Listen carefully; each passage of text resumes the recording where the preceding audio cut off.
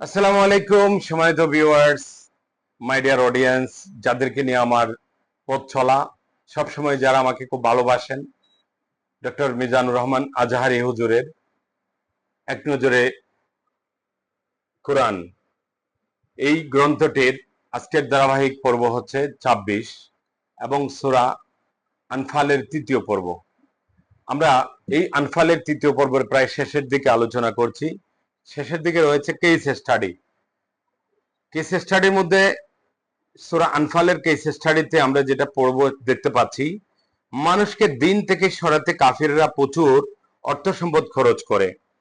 পাঠ্যপুস্তক, media, NGO, এত রকম শত খাতে দেদারসে টাকা ডালে। আল্লাহ বলেছেন, ওরা অবশ্যই এই খরচের জন্য একদিন আফসোস করবে। ওদের চেষ্টা কোনোদিন সফল হবে না। তাই প্রত্যেক মিডিয়া কর্মী, পাঠ্যপুস্তক প্রণেতা ব্যক্তিদের জন্য কোরআনের এই আয়াত নিয়ে কেস স্টাডি করা জরুরি। ইসলামের বিরুদ্ধে নিজেদের চেষ্টাগুলো খরচ করে শেষকালে আফসোস করতে না চাইলে নিজেকে শুধরে নিন এখনই। দেখুন ইবনে কাসির তাফসির 4/198। সম্মানিত ভিউয়ার্স, আমরা এই পর্যায়ে আলোচনা করব সূরা আনফালের রিফ্লেকশন বা তাদাব্বুর। রিফ্লেকশনের মধ্যে যে আলোচনা আসছে, এই সূরার ৬০ নং আয়াতে বলা হয়েছে, শত্রুদের বিরুদ্ধে তোমরা শক্তি সঞ্চয় করো, যুদ্ধ করার জন্য আগে থেকেই ঘোড়াগুলো প্রস্তুত রাখো। ফায়দা হলো শত্রুরা তোমাদের বিরুদ্ধে কিছু করার আগে একটু হলেও ভাববে, আর গোপন কোনো শত্রু থেকে থাকলে তারাও ভয়ে চুপসে যাবে। তাফসীরবিদদের মত হলো, আল্লাহর এই আদেশটি সকল জামানার সকল মুসলিমদের বেলায় প্রযোজ্য। প্রত্যেককে তার সামর্থ্য ও দায়িত্ব অনুযায়ী শত্রুর বিরুদ্ধে প্রস্তুতি নিতে হবে। এমনকি শত্রু যদি আপাতত নাও থাকে, তবুও প্রস্তুতিতে কোনো ফাঁক রাখা যাবে না।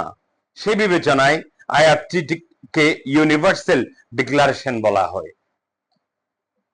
আয়াতটিকে ইউনিভার্সাল ডিক্লারেশন বলা যায়। দুঃখের কথা হলো, মুসলিমরা আজ আল্লাহর শিখিয়ে দেওয়া এই স্ট্র্যাটেজি রীতিমতো ভুলতে বসেছে। লড়াইয়ের সমস্ত ব্যাপারে আমাদের চরম উদাসীনতা। কেবল একটি উদাহরণ দেওয়া হোক যাক। পরাশক্তি দেশগুলো তো বটেই, ছোট ছোট দেশগুলো দুদিন বাদে বাদে সামরিক মহড়া আয়োজন করে। এর পিছনে হেতু একটাই, আশেপাশের দেশগুলোকে বার্তা দেওয়া যে অস্ত্র শস্ত্র কিন্তু আমাদেরও আছে, তাই সাবধান। আমরা স্বাধীনতায় আঘাত করাই কোনো রকম ফন্দি আটলে জেনে রাখো, আমিও পাল্টা জবাব দেওয়ার হিম্মত রাখি। তো আধুনিক বিশ্বের অমুসলিম রাষ্ট্রগুলো আল্লাহর এই কৌশল ঠিকই রপ্ত করেছে, আর করাটাই বাস্তবসম্মত।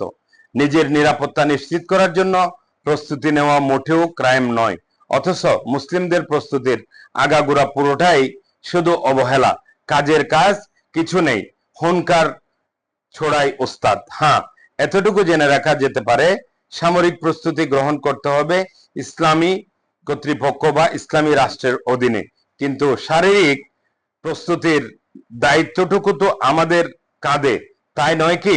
সেই সাথে কোরআন হাদিস পঠন পাঠন ও শত্রুদের কর্মকাণ্ড সম্পর্কে সচেতন থাকার মাধ্যমে নেওয়া চাই মানসিক প্রস্তুতিও। দেখুন মুসলিম, তিরমিজি, ইবনু মাজা। ধন্যবাদ সবাইকে। সম্মানিত ভিউয়ার্স, সত্যিকারের অর্থে এই কোরআনের পবিত্র আলোচনা আমাদেরকে অবশ্যই আমাদেরকে বাস্তবসম্মত জ্ঞান শিখাচ্ছে। এটা পড়ে আমরা নিজেও উপকৃত হচ্ছি, অন্য পাশাপাশি সবাইকে উপকৃত হওয়ার জন্য আহ্বান জানাচ্ছি।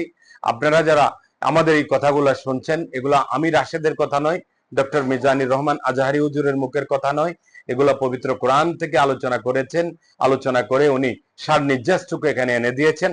এই জন্য আমরা চেষ্টা করব, আমরা এই যে আমাদের এই যে ইউনিভার্সাল, যে আমি যেটা প্রতিদিন আপনাদের মাঝে আলোচনা করার চেষ্টা করছি, আমাদের ইউটিউব চ্যানেলকে আপনারা সাবস্ক্রাইব করে রাখবেন। প্রতিদিন আপনাদেরকে প্রতি সন্ধ্যাবেলা একটা, এই বাংলাদেশের সন্ধ্যায় একটা ভিডিও আপনি কন্টিনিউয়াস ইনশাল্লাহ পাবেন এই এক নজরে কোরআন থেকে। এই যতদিন না পর্যন্ত 30 পারা কোরআন এবং 114টা সূরা শেষ না হয়। এর পরবর্তীতে আপনারা যারা আমার ফেসবুক প্ল্যাটফর্মের সাথে আছেন, রাশেদুল ক্রিয়েশন পেজের সাথে যুক্ত রয়েছেন, তারাও প্রতিদিন আমার এই পেজের মাধ্যমে একটা করে কন্টিনিউয়াস আপনারা এখান থেকে একটা আমাদের মানে পোস্ট পাবেন, যেখানে একটা কোরআনের যে কোনো একটা খণ্ড, একটা দাব এখানে আলোচনা আসবে। তো আপনাদের যদি আমাদের চ্যানেল ভালো লাগে সাবস্ক্রাইব করবেন, আর সত্যিকার অর্থে আমার পেজ ভালো লাগলে আমাদের পেজটাকে ফলো দিয়ে রাখবেন, এবং পাশাপাশি ভিডিওগুলো শেয়ার করে দেবেন। ভিডিও শেয়ার করে দিলে আপনি 10 জন, আপনার মাধ্যমে আপনার পেজের 10 জন দেখবে, আপনার প্রোফাইলের 10 জন দেখবে, আপনার সাথে যুক্ত আছে বাট আমার সাথে যুক্ত নাই।